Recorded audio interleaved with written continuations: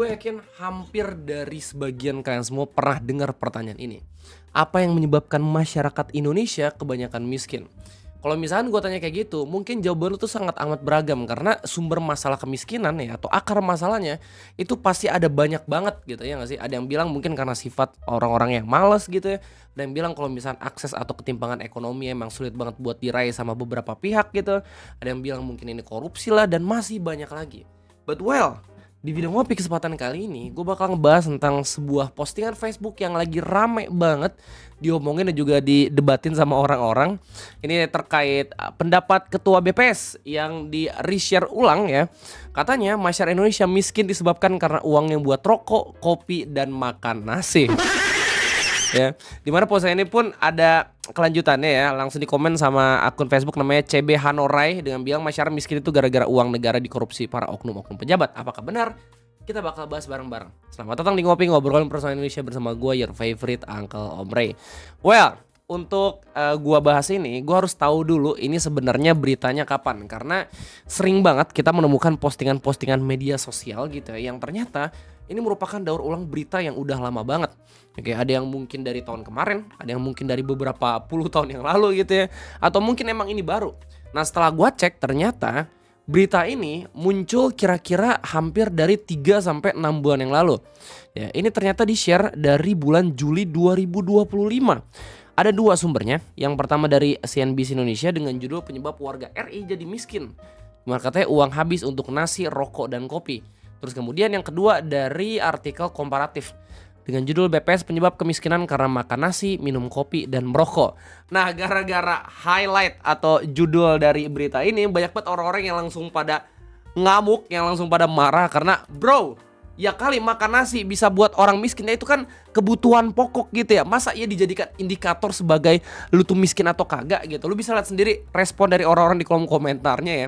Kayak misalkan dari Muhammad Herianto, beliau bilang mungkin ibu ini sehari-harinya makan tai, mungkin dia ngomong gak pakai logika atau nggak pakai otak sih. Jujur ya bu, yang terhormat, setiap saya mau tidur saya ngebayangin pemerintah dan pejabat itu di akhir disiksa dan dicabik-cabik badannya sama malaikat Daus. Terus kemudian dari Dian bilang pemerintah sekarang goblok semua, kasihan Pak Prabowo berjuang sendirian dari hati. Masih aja. Fajar LPNM apa nih, goblok terus mau makan apa kalau uangnya gak boleh buat rokok, kopi sama makan, ya udah gratisin semua, udah pajak tinggi, korupsi di mana-mana, masih nyalain masyarakat. Lu makan pakai apa anjir? Mulutnya kayak orang tua. Banyak banget orang-orang yang marah terkait adanya berita ini. Nah, tugas gue di video ngopi ini ngasih tahu konteks yang sebenarnya apa. Jangan sampai kita cuman komentar hanya dari judulnya aja. Well, ini gue bukan WK atau penyepong BPS gitu ya. Gue cuman sekedar ngasih tau ke lu semua biar lu semua kalau misalkan marah-marah itu nggak malu ketika ternyata ada fakta yang berbeda gitu ya. Jadi berdasarkan dua artikel ini ya dari komparatif. Tadi udah gue bilang dengan judul BPS penyebab kemiskinan karena makan nasi, minum kopi, dan merokok. Dan juga CNBC penyebab warga RI jadi miskin, uang habis untuk nasi, rokok, dan kopi. Ini adalah sebuah artikel yang menjelaskan kalau misalkan garis kemiskinan Indonesia itu banyak yang tidak terpenuhi gara-gara kebutuhan pokoknya sendiri gitu. Jadi mungkin ya dari BPS sendiri ingin ngasih tahu kalau misalkan sebagian masyarakat bahkan udah masuk ke dalam kategori miskin karena mereka sudah menghabiskan uangnya untuk kebutuhan pokok. Jadi emang udah dalam level dimana ini perlu penanganan khusus gitu. Buat lo semua yang nggak tahu apa itu garis kemiskinan merupakan sebuah ambang batas atau uang minimal yang harus dikeluarkan ketika lu hidup gitu di negara ini. Jadi kalau misalkan lu itu nggak bisa memenuhi kebutuhan pokok atau nggak bisa mengeluarkan uang sebanyak dari garis kemiskinan ya atau ambang batas minimum yang harus dikeluarkan, maka lu bakal masuk kategori miskin ya lewat berita ini.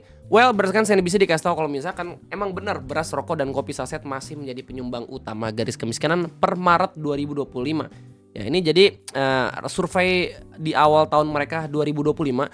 Dan kalau nggak salah di artikel ini pun dikasih tahu ini yang ngomong bukan dari ketua BPS tapi dari BPS-nya. Ya, BPS menunjukkan beras menyumbang sebesar 21% terhadap garis kemiskinan. Sementara itu rokok filter menyumbang 10% terhadap garis kemiskinan untuk perkotaan, sedangkan di perdesaan beras menyumbang sebesar 24% dan rokok kretek filter sebesar 9%, hampir ke 10%. Jadi survei ini berdasarkan dua daerah gitu ya, daerah perkotaan dan juga daerah perdesaan. Ya, nanti ada juga tabelnya. Pada periode sebelumnya juga dijumpai hal serupa. Komoditas makanan yang diberikan sumbangan terbesar pada kemiskinan baik di perkotaan maupun di pedesaan masih berupa beras dengan sumbangan terbesar, yakni 21% di perkotaan dan 24% di pedesaan. Rokok kretek filter juga menempati posisi kedua pada GK September 2024, memberikan sumbangan terbesar kedua terhadap GK dan 9% di pedesaan. Jadi dibandingin juga sama data tahun kemarin. Ini sedihnya karena kalau misalnya lihat dari datanya ya, bahkan masyarakat kita ya itu masih belum bisa memenuhi ambang batas garis kemiskinan, meskipun mereka tuh spendingnya udah pakai beras juga gitu loh, dipakai buat makanan juga gitu, masih belum cukup men. Besaran sumbangan rokok bahkan lebih besar dibanding bahan makanan pokok seperti telur ayam maupun daging ayam, bumbu-bumbu dapur yang krusial dalam makanan sehari-hari seperti bawang merah, gula pasir dan cabai rawit juga menempati posisi yang lebih rendah pada daftar. Nah, mungkin dari artikel ini mereka pengen nge-highlight bagian kebutuhan pokok untuk rokoknya karena lebih banyak orang-orang pada spending rokok dibandingin bahan-bahan pokok atau lauk pauk yang emang menjadi teman makan nasi gitu loh. Telur ayam menempati posisi ketiga dengan proporsi 4,5% untuk GK perkotaan dan 3,6 untuk GK pedesaan. Daging ayam ras menempati posisi berikutnya dengan proporsi 4,22 dan 2,98. Yang menarik, kopi saset juga masuk ke 10 besar penyumbang kemiskinan Indonesia. Artinya konsumsi masyarakat Indonesia pada produk tersebut sangatlah besar. Untuk komoditas bukan makanan, penyumbang tertinggi adalah komoditas perumahan atau biaya tempat tinggal sebesar 9% di perkotaan dan 8% di pedesaan. Bensin menyusul di peringkat kedua dengan besaran sumbangan 3,06% di perkotaan dan 3,03% di pedesaan. Jadi, survei ini nggak cuman berdasarkan bahan makanan doang, tapi juga untuk komoditas lain kayak misalkan ya kebutuhan tersier, ya perumahan, terus kemudian transportasi dan masih banyak lagi. Sebagai catatan, garis kemiskinan adalah batas pengeluaran minimum untuk mengklasifikasikan tingkat kemiskinan seseorang. Ini udah gue kasih tau sebelumnya. Apabila pengeluaran seseorang berada di garis kemiskinan tersebut, maka ia diklasifikasikan sebagai masyarakat miskin. Iya, karena lu nggak bisa memenuhi kebutuhan pokok berdasarkan syarat garis kemiskinan tersebut. Ya, BPS menghitung garis kemiskinan secara lokal di setiap wilayah kabupaten atau kota dengan memperhatikan garis kemiskinan makanan yang menentukan 73% komponen perkotaan atau 76% pedesaan. Dihitung dari kebutuhan energi minimal 2.100 kekal per kapita per hari. Dan garis kemiskinan non makanan yang menentukan 26% komponen di perkotaan atau 23% di pedesaan. Jadi lewat paragraf ini kita tahu kalau misalkan masyarakat kita kebanyakan habis duitnya gara-gara kebutuhan pokok dibandingin harus beli-beli kebutuhan tersier ya. Garis kemiskinan provinsi ditetapkan berbeda-beda sesuai dengan biaya hidup di tiap daerah. Ingat, setiap provinsi memiliki harga barang dan jasa yang berbeda dan UMR-nya juga beda tiap daerah. Misalnya harga beras, transportasi atau sewa tempat tinggal di kota metropolitan seperti Jakarta tentu lebih tinggi dibandingin daerah lain seperti di Yogyakarta. Provinsi dengan tingkat upah dan penghasilan lebih tinggi biasanya memiliki standar hidup yang lebih tinggi sehingga garis kemiskinan mereka juga lebih tinggi. Betul. Nah, BPS menetapkan garis kemiskinan nasional. Jadi ini satu negara ya. Syaratnya 600.000 per kapita per bulan pada Maret 2025. Jadi kalau misalnya pengeluaran lu nggak lebih banyak dibanding 600.000 ini, lu dikategorikan sebagai masyarakat miskin ya. Tapi kalau misalkan pengeluaran itu bisa sampai 2 juta, 3 juta, berarti lu bukan berkategori miskin berdasarkan definisi dari negara. Nah, di sini lu bisa lihat ya tabelnya komoditas menyumbang garis kemiskinan terbesar. Di mana nomor 1 orang-orang tuh habis duitnya gara-gara beras ya, gara-gara makan. Kedua rokok, yang ketiga telur, yang keempat daging ayam, terus habis mie instan, kopi bubuk, dan lu bisa lihat sendiri apalagi gitu. Terus kemudian ada lagi komoditas pemberi kontribusi terbesar garis kemiskinan. Jadi ada yang bukan makanan, perumahan, bensin, listrik. Ini yang 25 atau 27% gitu ya, terkait survei dari BPS. Jadi kalau misalnya kita balik lagi ke dalam postingan awal di Facebook yang rame banget dibicarakan dan juga didebatin sama orang-orang dari tanggal 13 Desember 2025 yang ngomong kalau misalnya masyarakat Indonesia miskin disebabkan uangnya buat rokok, kopi, dan makan nasi, itu bukan ketua BPS tapi dari BPS-nya langsung. Dan sebenarnya ya judul ini cuma ngasih tahu kalau misalkan BPS sudah punya survei dan hasil surveinya ngasih tahu kalau misalkan memang secara data masyarakat Indonesia miskin bahkan waktu mereka ngabisin duit dari kebutuhan pokoknya aja. Jadi alasan bilang kalau misalnya manusia miskin itu gara-gara nasi ya berdasarkan data survei mereka gitu. Tapi kalau misalkan kita balik lagi nanya apa sih alasan yang sebenarnya ngebuat masyarakat Indonesia tuh miskin sebenarnya bisa beragam banget, ya nggak sih? Kalau misalnya lo tanya GPT sendiri pun pasti hasilnya beda, bukan gara-gara uangnya buat rokok, kopi, dan makan nasi gitu ya. Mungkin kita emang harus sedikit cross check ulang, apalagi kalau misalkan ngelihat postingan-postingan yang nadanya itu justru kayak tendensius gitu, tanpa kita tahu apakah artikelnya itu benar-benar sesuai dengan judul atau kagak gitu ya. Ini hasil dari AI ya, hasil dari GPT. Gua nanya, apa yang menjadikan masyarakat Indonesia menjadi miskin? Banyak banget alasannya. Katanya faktor struktural dan ekonomi, di mana ketimpangan akses ekonomi, di mana akses modal, akses lahan produktif, dan akses pasar yang adil itu masih kurang menyeluruh gitu ke semua masyarakat. Kemudian ada struktur ekonomi Indonesia, di mana Indonesia masih bergantung sama yang namanya bisnis ekstraktif. Ini penting banget menurut gua.